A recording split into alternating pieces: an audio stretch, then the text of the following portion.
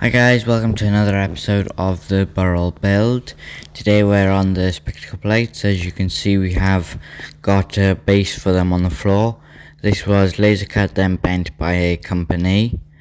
Then what we did was we got a piece of diameter material that had a diameter double the radius that we needed. We then bent the bar around that little flat strip, same thickness as the material of the Spectical plate. Welded it in, then cleaned it up with a belt sander, and you can see how it looks now. With the corners now filled in, the next job was to actually mill it down to 10 inches 200, which is the dimension between the two horn plates. We designed it so that once it was bent it would still be slightly over, so that then we could then put it into the mill and just mill about 20 thou off both sides, although it did end up being slightly more, which is why we ended up doing this. As well, it means it's perfectly straight and perpendicular for the home plates to sit straight when it's bolted to the home plates. We've now then got the angle plate in the mill, and then once we got the spectacle plate, we made a contraption of clamps, as you can see here, clamping it to the angle plate, and we also made sure it's sitting tight to the bottom.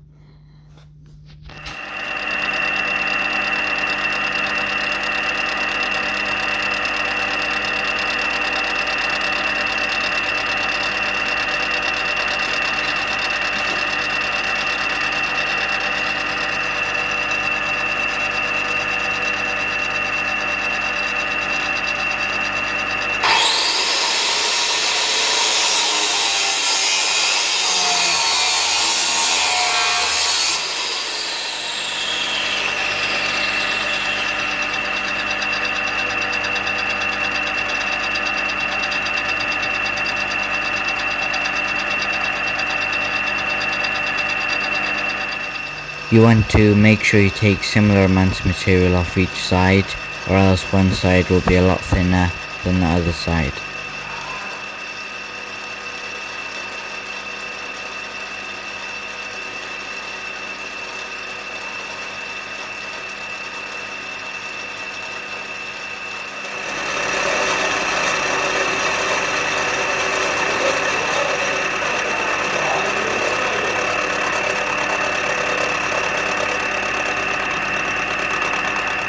With one side now cleaned up fully, it was time to flip it over so that then we could do the other side, again making sure it was all the way down, or else they may not be in parallel.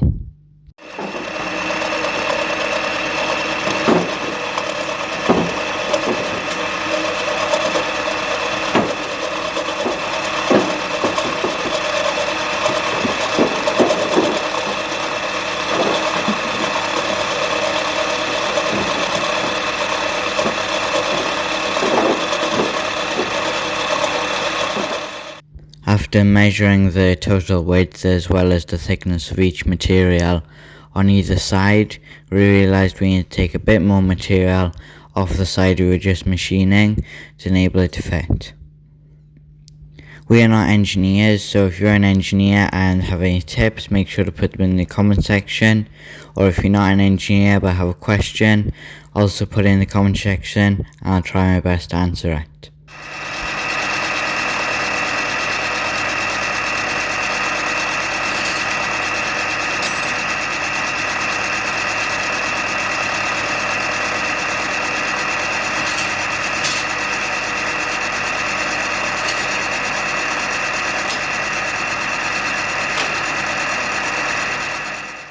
You can see it's now fitted to the engine.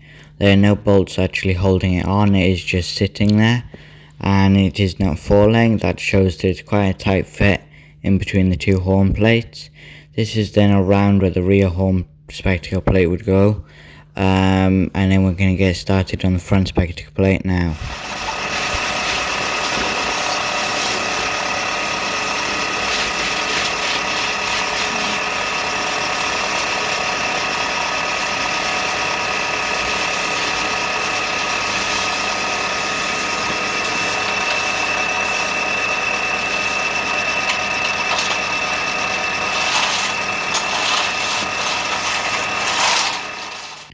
You can see we are now taking it out of the mill to measure it, and it is 10 inches 228 thou. That means there's around 28 thou to come off this spectacle plate. You can see then the finish is quite good.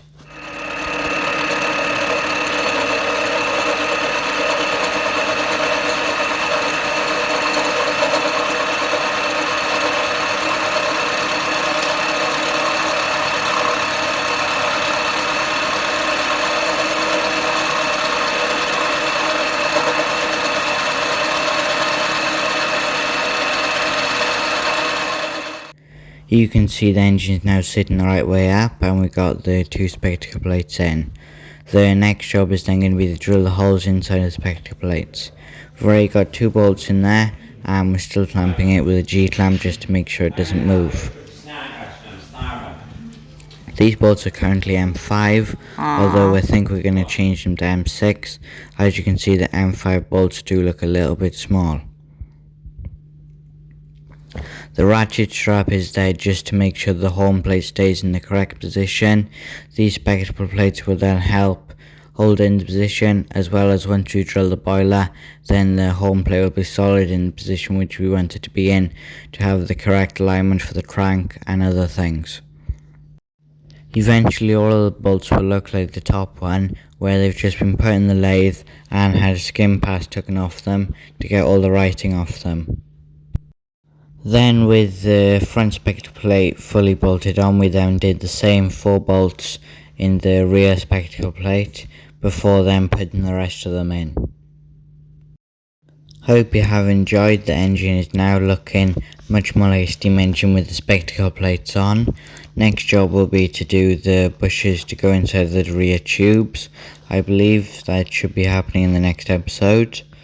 So again, I hope you have enjoyed, and on screen you will see a link to the playlists and also the last video. That's going to be the end.